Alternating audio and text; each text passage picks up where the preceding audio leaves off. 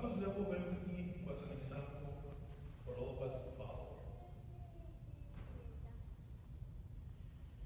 Needless to say, Paco was a good son, he was a good brother, a good friend, but above all, he was a great husband and a wonderful and loving father.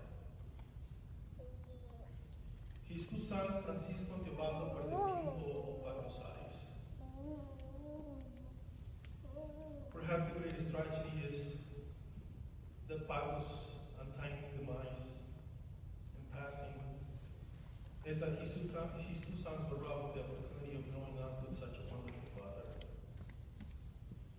No one can replace Paco, but we all stand united in our resolve to be there for Francisco and for Teobaldo.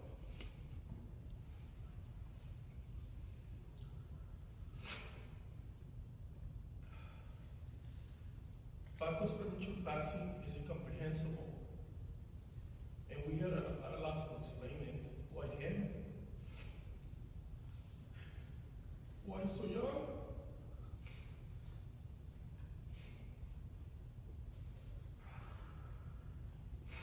And there are no easy answers. The pain is deep, and it will never go away.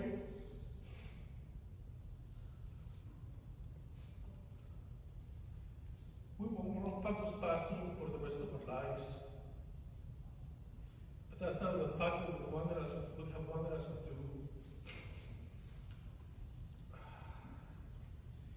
Instead of mourning his passing, Paco would have wanted us to celebrate his life, because that's the kind of guy he was.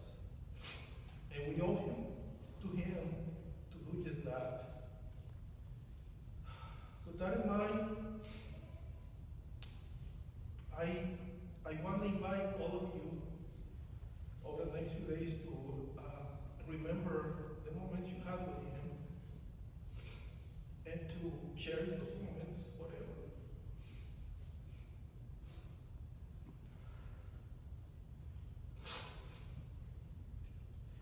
Paco lived life to the fullest, and he had a great sense of humor and unique mannerisms that endeared him to everybody that ever came into contact with him. And we all know what I'm talking about. We don't have enough time in this venue to recount all the special moments we enjoyed with Paco. That would take weeks, if not months. But I do invite you to keep him in your mind, to remember the moments you had with him, and to cherish those moments, and to use those moments as an example of how to live your life. Paco always wanted to take care of other needs before his own. And I remember when he was a little baby, how he would offer his little bottle and wanted us to pretend we're drinking from it before he would drink it. It was the funniest thing. I also remember how Paco became a programmer. Initially, he was a hardware engineer until he blew up a whole network at his first job. And so then he had to get another job, and that's how he came and worked for my company as a programmer. And as a programmer, we all love Paco. He had a knack not just for technology, but also for people and making that part of his work be human. And I remember one of our first big clients, which was the Sunnyside School District, Dr.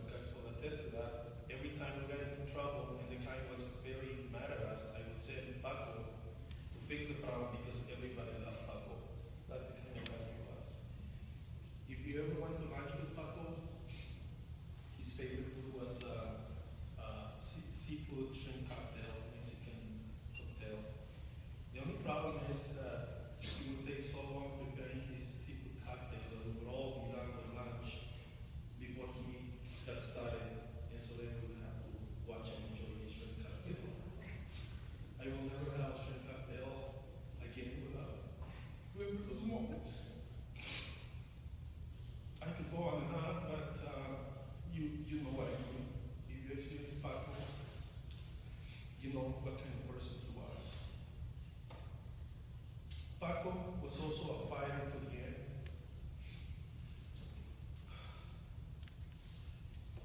There's no more courageous person I know than Paco. He was diagnosed with a very aggressive form of cancer the day after his baby Teobaldo was born. And that would have devastated anybody. I would not have blamed him if he had completely fallen apart at the irony that one day after his greatest joy, one of the happiest moments he ever had of holding his second son in his arms, he would get the news that he might not be there to raise him. But Paco not only did not fall apart, on the contrary, he was determined to fight to the end, and fight he braved.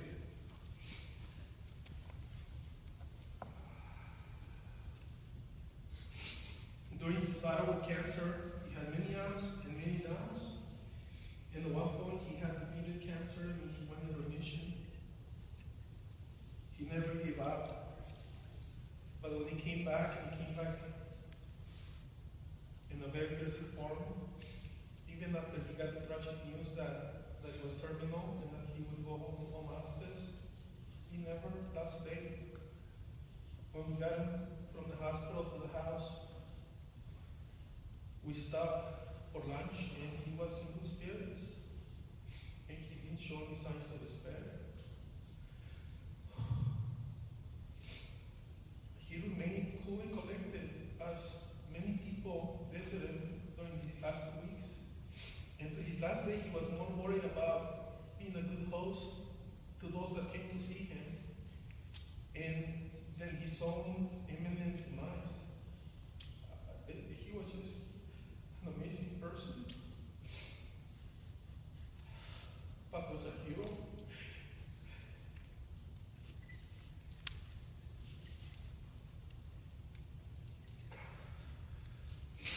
We will honor Paco's memory by striving to follow his example of kindness and compassion and empathy, day in and day out.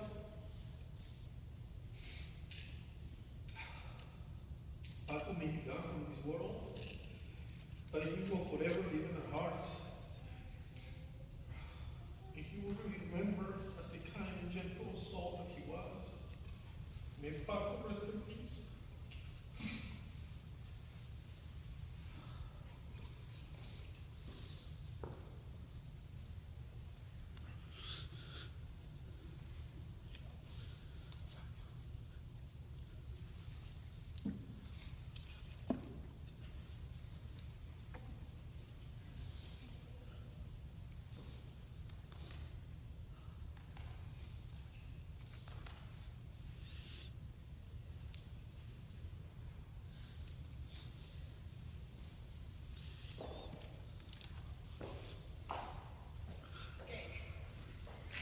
I do have a special message here from this doctor. Let me try to get